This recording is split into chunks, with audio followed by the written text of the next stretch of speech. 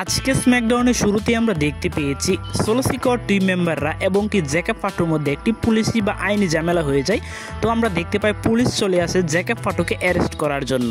তো আজকে স্ম্যাকডাউনে অফিসিয়ালিভাবে আমরা দেখতে পাই শার্লেট ফ্লেয়ার ভার্সেস রিকল রদ্রিগেজের মধ্যে একটি সিঙ্গেল ম্যাচ। তো আমরা রিং সাইডে দেখতে পেয়েছি রক্সিনি পেরেজ অ্যান্ড অ্যালেক্সা ব্লিসের মধ্যে রিং সাইডে কিছু সেগমেন্ট। তো এই ম্যাচটি কিন্তু শেষ পর্যন্ত আমরা দেখতে পেয়েছি শার্লেট ফ্লেয়ার রিকল রদ্রিগেজকে হারিয়ে দিয়েছে এবং কি সে এই ম্যাচটিতে জয়লাভ করতে সক্ষম হয়ে গিয়েছে। এবং কি আমরা দেখতে পেয়েছি কার্মেলো হেজ ভার্সেস ডেমিয়ান প্রিস্টের মধ্যে একটি সিঙ্গেল ম্যাচ, কিন্তু এই ম্যাচটি সম্পূর্ণ হওয়ার আগে আমরা দেখতে পাই অ্যালিস্টার ব্ল্যাক এসে ডেমিয়ান প্রিস্টকে অ্যাটাক করে দেয়। তার মাধ্যমে কিন্তু ম্যাচটি ডিসকোয়ালিফিকেশনের মধ্যে শেষ হয়ে যায় এবং কি কার্মেলো হেজ ম্যাচটিতে জয়লাভ করতে সক্ষম হয়ে যায়। এছাড়া আমরা দেখতে পেয়েছি স্টিফেনি বেকিয়ার ভার্সেস এলবা ফায়ারের মধ্যে একটি সিঙ্গেল ম্যাচ। তো এই ম্যাচটিতে আমরা দেখতে পেয়েছি স্টিফেনি বেকিয়ার এই ম্যাচটিতে জয়লাভ করতে সক্ষম হয়ে গিয়েছে। এবং কি আমরা দেখতে পেয়েছি ম্যাচদের মধ্যে একটি স্ম্যাকডাউন ট্যাগ টিমের জন্য নাম্বার 1 কন্টেন্ডার ম্যাচ।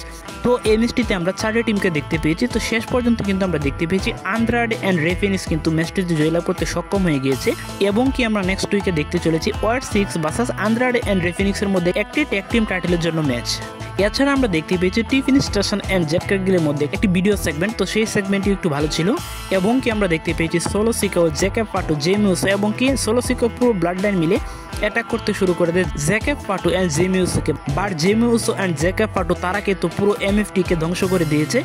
এবং কি আমরা দেখতে পেয়েছি অ্যাডাম পিয়ার্স এসে অ্যানাউন্স করে দিয়েছে যে সামারস্ল্যামে আমরা দেখতে চলেছি জ্যাকব ফাটো ভার্সেস সোলো সিকিউরের মধ্যে একটি United State of championship match steel cage.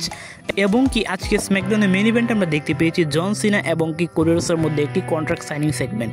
তো কোডি রোডস তো আজকে কন্ট্রাক্ট সাইনিংয়ে সাইন করে দেয়, কিন্তু জন সিনা তো কন্ট্রাক্ট সাইনিংয়ে সাইন করতে চায় না। সে বলে তোমার সাথে আমি সামারস্ল্যামে ম্যাচ খেলবো না, কেননা আমি এখন বিজি আছি, আমি পরবর্তীতে তোমার সাথে এই ম্যাচটি খেলতে চাই। কিন্তু আমরা দেখতে পাই কোডি রোডস সেটি না মেনে জন সিনাকে অ্যাটাক করতে শুরু করে এবং কি জন সিনা হাত ধরে তার কন্ট্রাক্ট সাইনিংটি করে দেয়। এবং কি আমরা দেখতে পেয়েছি এই ম্যাচটি হতে চলেছে একটি স্ট্রিট ফাইট ম্যাচ। তো এই ছিল আজকের ভিডিও ভালো লাগলে অবশ্যই লাইক, কমেন্ট এবং কি সাবস্ক্রাইব করে পাশে থাকবেন। ধন্যবাদ সবাইকে।